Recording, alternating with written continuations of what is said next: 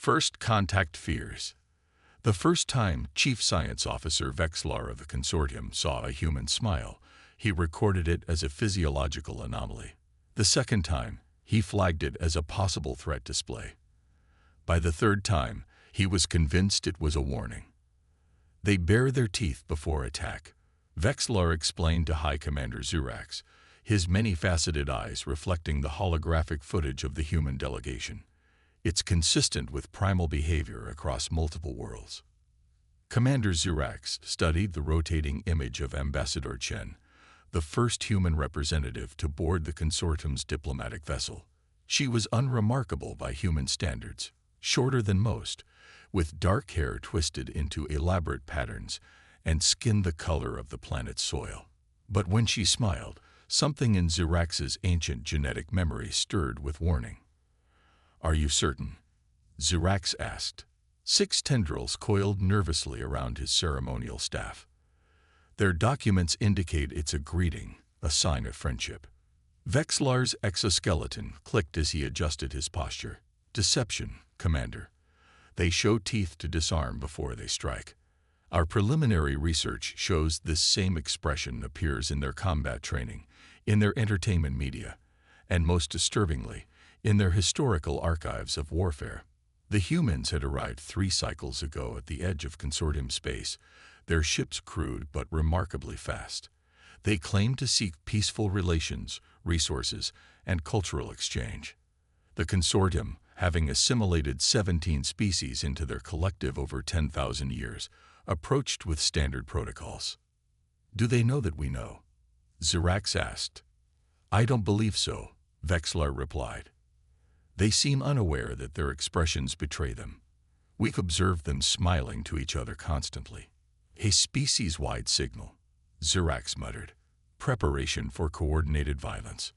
When the diplomatic team arrived for their scheduled meeting, Zurax observed Ambassador Chen with new unease. Her delegation included 4 others: a tall male with skin like their son, a pair of identical females with copper-colored head coverings, and a stocky male whose face bore scars that even humans would recognize as battle markers. "High Commander," Chen said, inclining her head slightly, "we appreciate your hospitality aboard your magnificent vessel." Then she did it, her lips pulled back, exposing the blunt white teeth humans used for tearing flesh. Zurax's guard captain, Thrix, moved imperceptibly closer to his commander. "You honor us with your presence," Zurax replied through the translation matrix. He kept his own mouthparts, still in what his cultural advisors assured him was respectful neutrality. The meeting proceeded as planned. They discussed preliminary trade agreements, boundary recognitions, and cultural exchange protocols. Throughout, Zurax noted how frequently the humans displayed their teeth, before answering difficult questions, when presenting their terms, when making what seemed like concessions but might be clever traps. Halfway through the 4th hour, an incident confirmed Vexlar's suspicions. A service drone malfunctioned, its gravity stabilizers failing as it carried refreshments.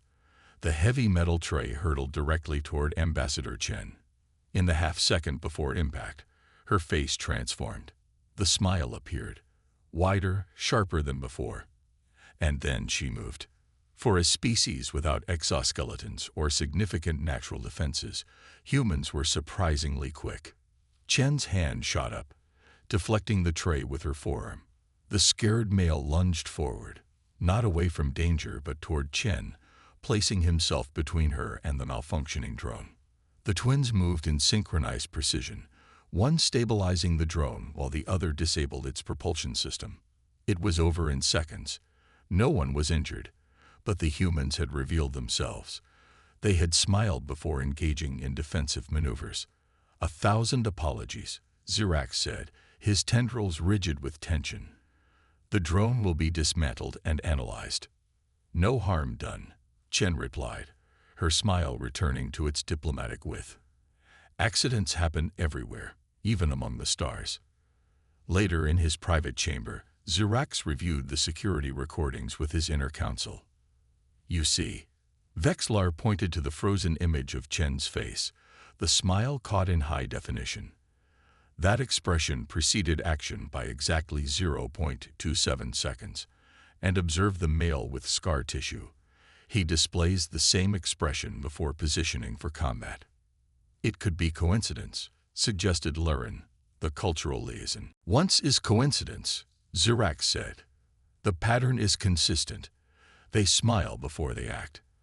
The question now is whether this is conscious deception or instinctual behavior. Does it matter? Asked Thrix, his combat appendages flexing. Either way, they're dangerous. All new species are potentially dangerous, Zirax countered. That's why we study them before deciding on assimilation or isolation. The debate continued for hours. Some argued the humans were preparing for invasion, using diplomacy as cover. Others suggested they might not even be aware of their own signaling. A few voices proposed that the expression might have multiple meanings depending on context. In the end, Zirax made his decision. We continue diplomatic relations but increase security. Vexlar, I want a full analysis of human facial expressions correlated with subsequent actions. Thrix, double the guard but ensure they remain unobtrusive. And Lurin, find a way to ask about their smiling without revealing our concerns. Meanwhile, in the human quarters, Ambassador Chen sat with her team, rubbing her bruised forearm. That drone malfunction was no accident, said Jackson, the security officer whose scarred face had caused such concern among the aliens. Probably not, Chen agreed. But we've dealt with worse first contact scenarios. They're watching us constantly, said Mira, one of the twins. Their scanning technology is embedded in every surface. And they never smile, added her sister Kira. Have you noticed? Not once. Their faces barely move at all. Chen nodded. Different biology, different expressions. We need to be careful not to misinterpret. Jackson leaned forward. What bothers me is how they tense up every time one of us smiles. It's like they think we're threatening them. Cultural misunderstanding, Chen said. It wouldn't be the first time a human expression meant something completely different to an alien species. She smiled wryly. Remember the Raxari? They thought our blinking was a form of aggression. As they discussed strategies for the next day's negotiations, none of them realized just how deeply their smiles were being misunderstood, or how that misunderstanding would soon push two civilizations to the brink of war. In his observatory, Vexlar compiled his report, categorizing every human smile with scientific precision. Friendly smiles, nervous smiles, polite smiles, and most concerning of all, the combat smile, teeth bared and eyes focused, that appeared in the split second before action. Such fascinating predators, he murmured to himself. They telegraph their intentions to anyone who knows how to look. And the consortium was definitely looking. The misunderstanding deepens. 3 months into the diplomatic mission, the consortium had compiled an extensive database on human expressions. Chief Science Officer Vexlar spent hours analyzing footage from every interaction, categorizing and cross-referencing each smile with subsequent human actions. The correlation is undeniable, Vexlar explained during the High Council meeting. His presentation displayed dozens of human faces, each captured mid-smile. They bare their teeth before deception, before aggression, and most significantly, before any action requiring physical exertion. High Commander Zirax studied the images with growing unease. Have you determined if this is conscious signaling? Inconclusive, Vexlar admitted. Their own cultural records show they're aware of the expression but attribute positive meanings to it. Either this is species-wide deception, or they've evolved to mask their predatory nature even from themselves. Cultural liaison Lurin shifted uncomfortably. I've been studying their entertainment transmissions. They smile constantly. During courtship, when greeting offspring, even in religious ceremonies. A versatile signal then, Zirax noted. All the more reason for caution. The situation had grown increasingly tense. What began as routine diplomatic meetings had evolved into complex negotiations as 17 human ships now orbited the neutral space station. The consortium had matched them vessel for vessel. There's another concerning pattern, Security Chief Thrix added. The humans have requested tours of our weapons systems 3 times under the guise of military cultural exchange. Each request was preceded by their leader's widest smile. Xerax's tendrils coiled tightly. Denied, of course. Naturally. But they persist. Ambassador Chen was equally frustrated in her private communications with Earth Command. Her holographic image flickered as she addressed General Rivera. "They're stonewalling us," Chen explained. "Every technological exchange proposal is rejected. They'll discuss art, philosophy, even planetary formation theories, but nothing involving energy systems or propulsion." "Trust takes time," Ambassador Rivera replied. "We're newcomers to their region of space. It's more than caution, General. They watch us constantly. Their guards double whenever we smile or laugh. It's as if they're waiting for us to attack." On the other side of the station, Jackson conducted his own investigation. The security officer had spent weeks mapping the station's surveillance systems and had discovered something troubling. "They've been recording us since day 1, he told Chen, displaying a schematic on his tablet. "Not just public areas, our quarters, our private meetings, even our exercise sessions. Invasion of privacy is relative in space diplomacy." Chen sighed. "Remember the Corellians who insisted on tasting our blood before negotiations?" "This is different," Jackson insisted. "They're particularly focused on our faces. I've tracked their surveillance patterns. Their cameras zoom in whenever we smile or change expressions." Chen frowned. "That's specific and concerning," added Mira, entering with her twin. "We've analyzed the translation matrix. Certain emotional terms aren't being properly conveyed, especially those related to happiness or pleasure." "Any chance it's a technical limitation?" Chen asked. "Doubtful," Kira replied. "Their technology is advanced enough to translate complex scientific concepts. Emotional language should be simpler." That evening, a minor incident escalated tensions further.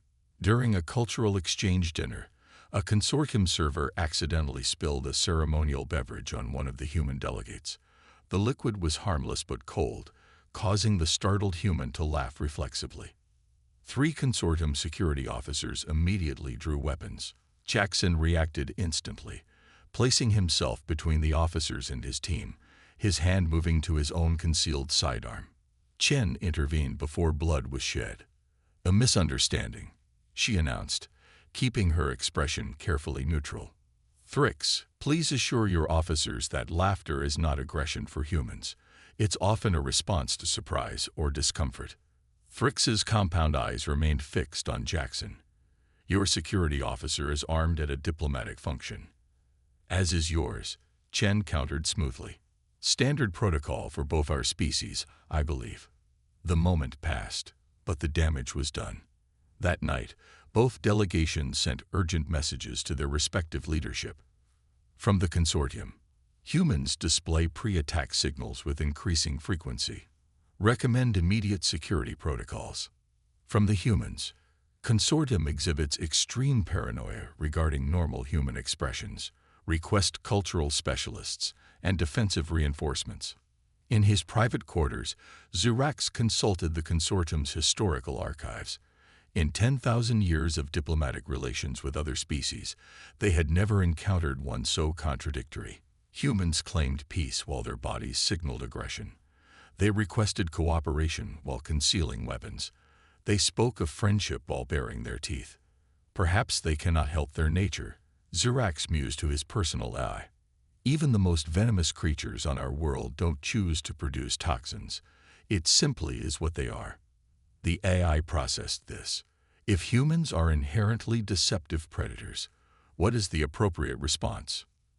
Xerax's answer was immediate: containment. Meanwhile, Chen couldn't sleep. She paced her quarters, reviewing everything she knew about the consortium. They were ancient, technologically advanced, and had peacefully incorporated many species into their alliance. Yet something about humans triggered profound suspicion in them. "What are we missing?" she asked the empty room. On impulse, She accessed the limited xenobiology files the consortium had shared. Their species had evolved from hive-minded colonial organisms on a high-gravity world. Their communication was primarily chemical and tactile, with visual signals serving as secondary reinforcement. And then she saw it, buried in an anthropological footnote about their evolutionary history. No exposed dentition, she read aloud. Consortium species and all their allies evolved without visible teeth. Understanding dawned slowly. In consortium evolutionary history, the only creatures that displayed teeth were predators, and displaying them was exclusively a prelude to attack. Every human smile had been interpreted as a threat display. Chen immediately called her team. "I think I know what's happening," she began. But before she could explain, the station's alarms blared to life. On the command deck, Zirax received the emergency transmission. 3 more human warships have entered the system. Commander. Reinforcements. Fricks hissed.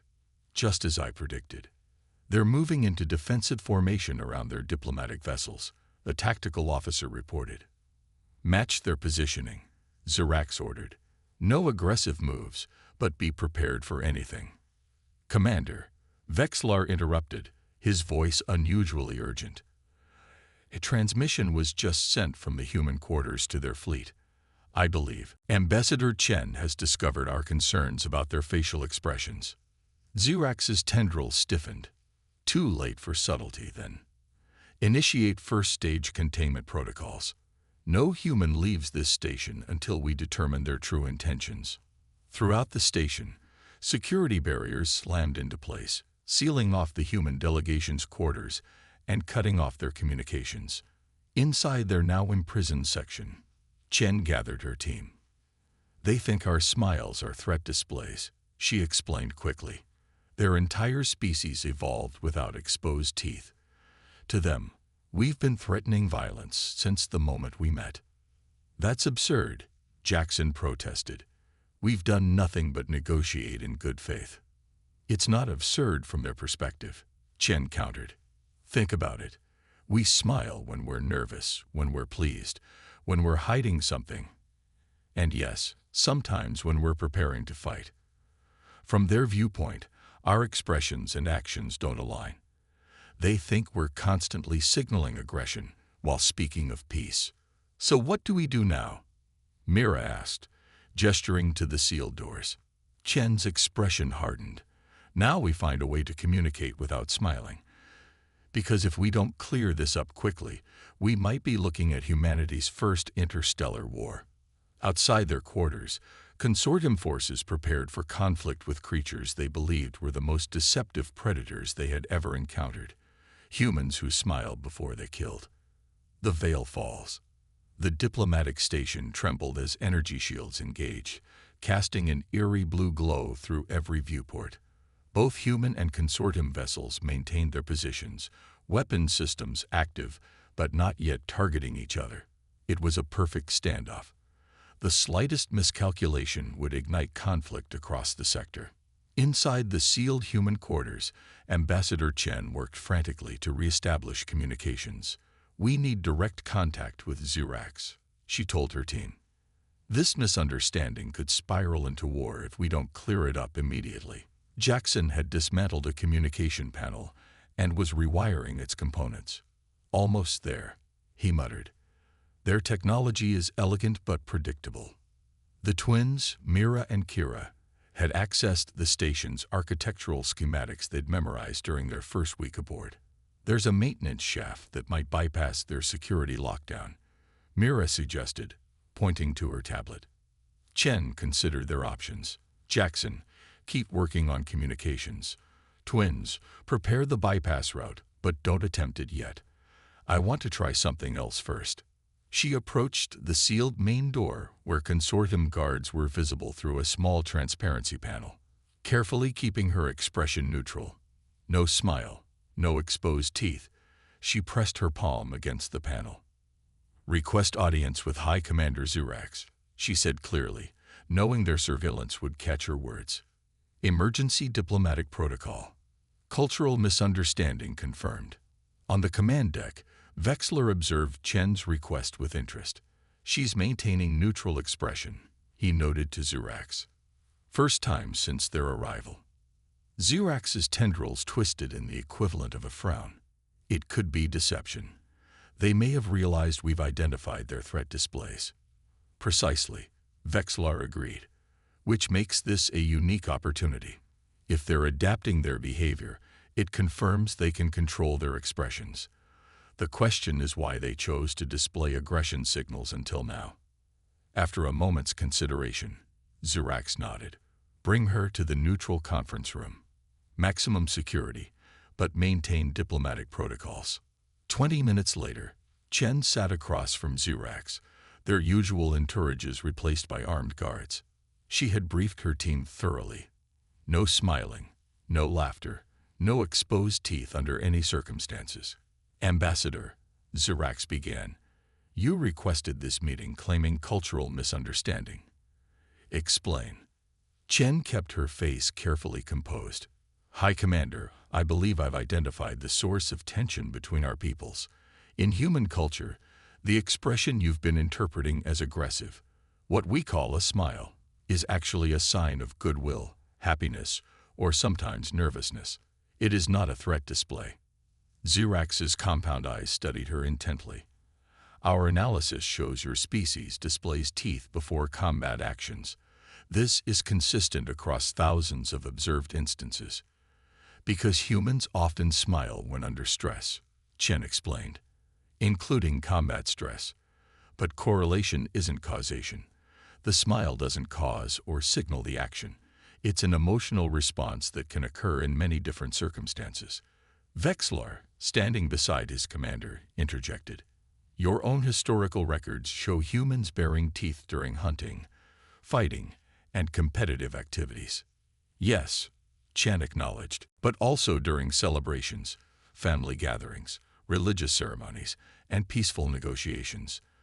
The context determines the meaning. She carefully slid a data tablet across the table. I've compiled examples from human culture showing the diversity of situations where smiling occurs. I also included xenobiological notes about human facial musculature and how our expressions evolved as social bonding mechanisms, not threat displays.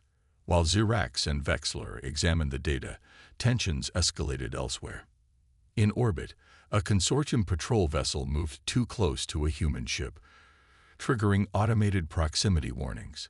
Both vessels powered weapon systems in response. Commander, a communications officer interrupted urgently. Incident in Sector 4. Weapons lock between Vigilance and the human vessel Intrepid. Zirax's tendrils stiffened.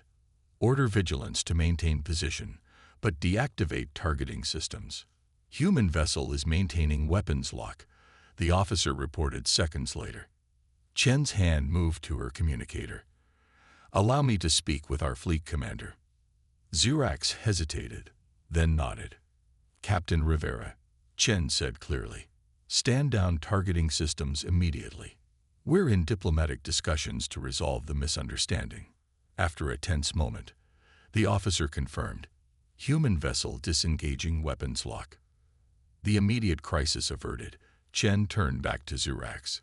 This is exactly the problem. Both our species are responding defensively because we're misinterpreting each other's signals. Vexler had been rapidly analyzing Chen's data. Commander, this information corresponds with several anomalies in our observations. If their facial expressions serve social bonding functions rather than combat signaling, many of our concerns would be taxonomically misclassified. The scientific admission seemed to sway Zirax more than Chen's diplomatic assurances. If this is true, why display such expressions to us? Surely you noticed our discomfort. We didn't recognize the cause, Chen explained. Humans smile instinctively in social situations, especially tense ones. We interpreted your discomfort as general diplomatic caution, not specific reaction to our expressions. She paused before adding, just as you interpreted our smiles as threats rather than attempts at friendly connection. Before Zirax could respond, an emergency signal blared. The station rocked violently, throwing everyone against restraints. Hull breach in Section 7. Someone shouted. Explosive decompression contained. Source. Xerax demanded. Unknown, the tactical officer replied. Internal explosion or sabotage. Chen saw Xerax's posture change instantly, from diplomatic caution to combat readiness. His tendrils extended fully, a position she now recognized as their species' version of high alert. It wasn't us, she said quickly, keeping her teeth covered. Commander, whatever's happening, my team, and I had nothing to do with it. For a crucial moment, Xerax seemed to waver between trust and suspicion. Then another explosion rocked the station.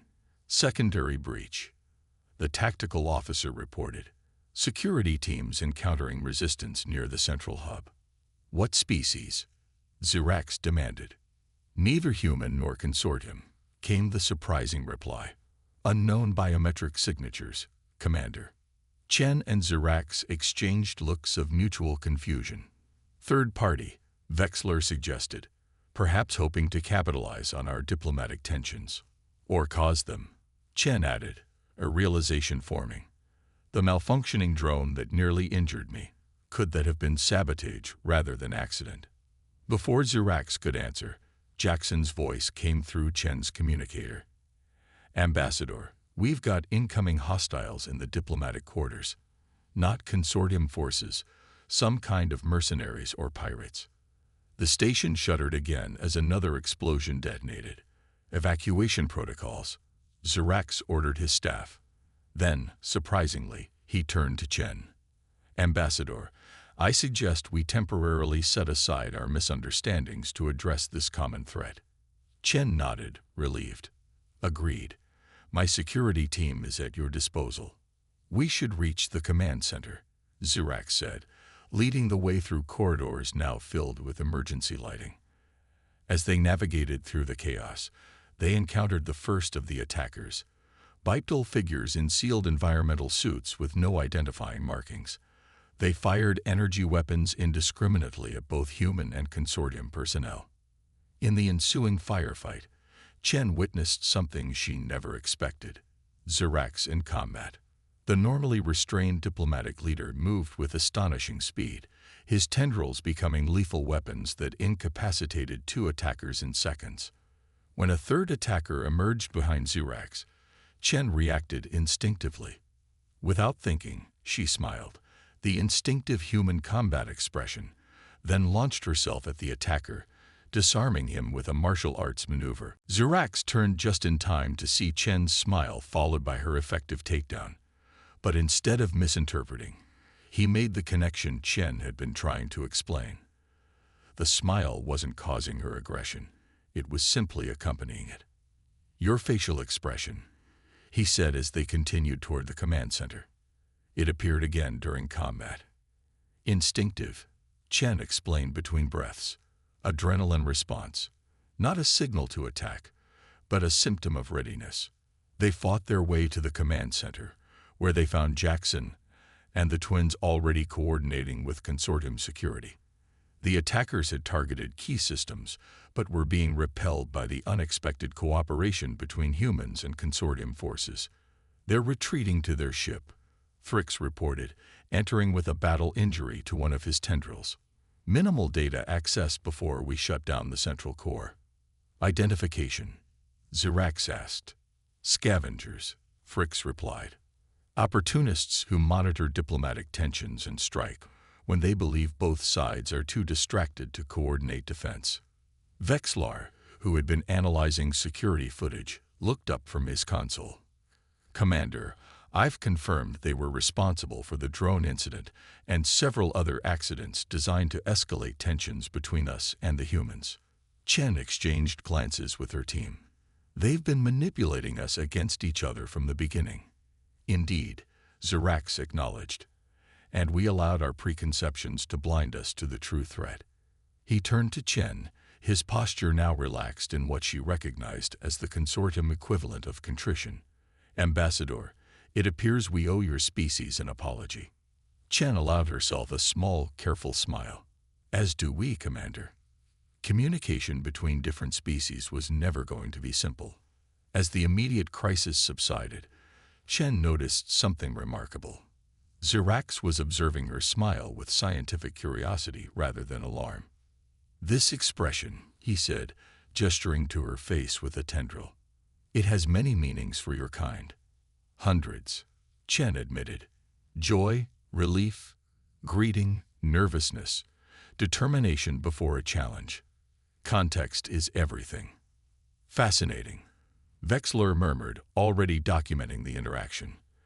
"A single expression with contextual meanings, so inefficient yet so adaptable."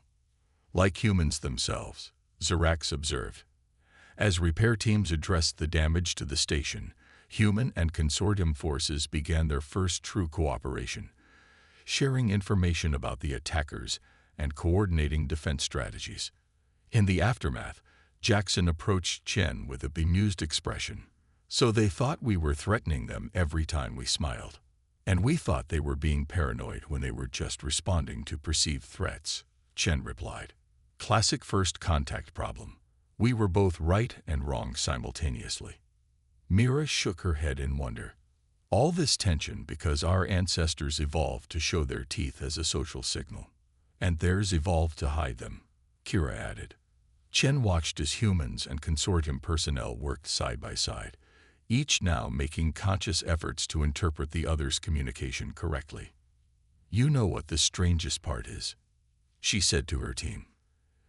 "If those scavengers hadn't attacked, we might never have discovered the misunderstanding. Sometimes it takes a common enemy to forge understanding."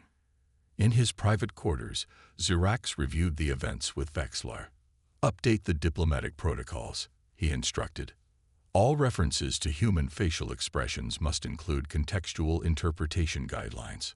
"Already underway," Vexlar assured him. "I'm also proposing a joint research project with their xenobiologists to develop a more nuanced translation matrix." Zirax's tendrils relaxed in approval. "A wise suggestion. What are your current conclusions about human smiling?" Vexlar considered carefully. "It appears to be a multi-purpose expression that evolved from a threat display into a social bonding mechanism over their species' development. Rather than indicating deception as we feared, it represents their remarkable adaptability, repurposing a predatory signal into a cooperative one. Much like humans themselves," Zirax noted, "potentially dangerous yet surprisingly collaborative." After a moment's reflection, he added, "Perhaps that's why they've survived despite their contradictions. They turn even their predatory instincts toward cooperation when necessary." As the diplomatic station began its recovery, both species took their first steps toward genuine understanding, all because they had finally seen beyond the smile to the complex beings behind it. A new understanding. 3 months after the attack on the diplomatic station, human and consortium representatives gathered on Earth for the signing of the first accord. The location was symbolic, the first time consortium officials had set foot on human territory, a gesture of newly established trust. Ambassador Chen stood beside High Commander Zirax on a stage overlooking the Grand Plaza in New Geneva. Behind them, representatives from both species mingled with increasing comfort, though occasional misunderstandings still occurred. "Your world has more exposed teeth than I anticipated," Zirax commented privately to Chen, watching the crowd of smiling humans below. Chen suppressed her own smile, still conscious of how it might be perceived despite their improved understanding. "We're an expressive species. It takes getting used to." "Indeed. My cultural adaptation team undergoes daily desensitization training now. They're shown images of human smiles in various contexts until the instinctive alarm response diminishes." Chen couldn't help but laugh at the image of dignified consortium officials watching endless footage of smiling humans. "We're doing something similar, training our diplomats to recognize the subtle tentacle positions that indicate your emotional states." Their conversation was interrupted by the arrival of Dr. Vexlar, now the head of the Joint Species Communication Initiative. The scientist had become something of a celebrity among humans for his detailed analysis of their expressions. "Ambassador, Commander," Vexlar greeted them. "The final linguistic adjustments to the treaty have been completed. We've ensured that emotional connotations translate appropriately in both directions. Chen nodded approvingly. No more misinterpreting smiles as threats or tentacle extensions as dismissals. We've reduced potential misinterpretations by approximately 78.3%. Vexlar replied with characteristic precision. The remaining ambiguities require contextual understanding that no translation matrix can fully provide, which is why we continue face-to-face diplomacy despite its challenges, Zirax observed. As they prepared for the ceremony, Chen reflected on how dramatically relations had changed. The joint response to the scavenger attack had created an opportunity for genuine cooperation, but it was the work that followed, the patient untangling of miscommunications and cultural assumptions, that had transformed suspicion into alliance.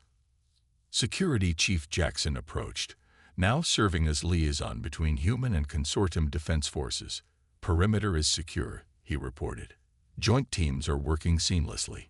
He grinned broadly, no longer concerned about showing his teeth to their allies. Chen noticed Zirax's slight recoil, not fear anymore, but the remnants of ingrained reaction. The commander quickly composed himself. "Your security officer still smiles before discussing combat matters," Zirax noted after Jackson departed. "Old habits," Chen replied. "Evolution is written into our expressions, just as it is in yours." The ceremony began with formalities from both traditions. Human officials spoke of new frontiers and shared progress, carefully moderating their expressions for the benefit of their guests. Consortium representatives performed their traditional unity posture, their tendrils moving in synchronized patterns that humans now recognized as expressions of commitment rather than the threatening displays they'd once seemed. When Zirax addressed the crowd, he surprised everyone by beginning with a deliberate, practiced human smile. The expression was stiff, more like a grimace than a natural smile, but the symbolic gesture earned thunderous applause. "We acknowledge that our initial encounters were shaped by misunderstanding," Zirax stated, his translated words projected across the plaza. "What we perceived as threat was invitation. What we interpreted as deception was simply difference." Chen followed with her own address, maintaining the neutral expression respected in consortium culture. "Today we recognize that understanding requires more than translation. It demands that we question our most basic assumptions about communication itself."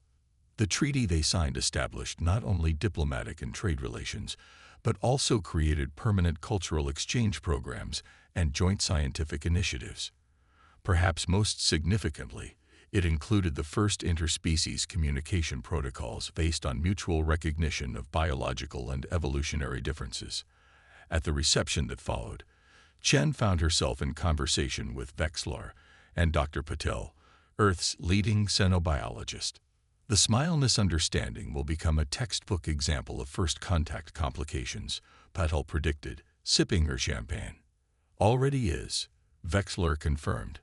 "Our educational programs now include extensive modules on the evolution of human expressions." "What fascinates me," Patel said, "is how quickly both sides adapted once we identify the problem.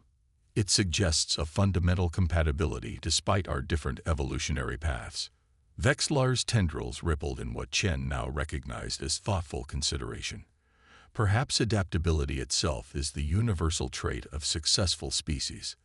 Those who survive long enough to reach the stars must, by definition, excel at rewriting their own instinctive responses. Across the room, a minor incident demonstrated their progress. A young human diplomat, forgetting protocol in his enthusiasm, smiled broadly while explaining something to a consortium trade representative.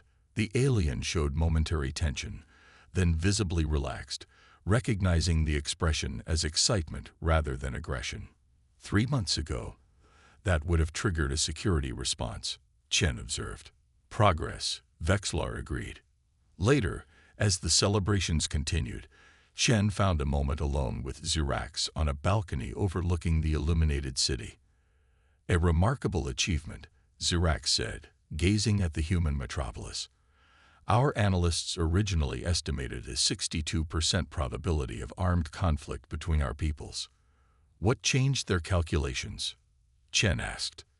You did, Zirax replied simply, when you smiled before defending me during the attack. That moment demonstrated something our predictive models hadn't accounted for, that the same expression could simultaneously signal combat readiness and protective intention toward an ally.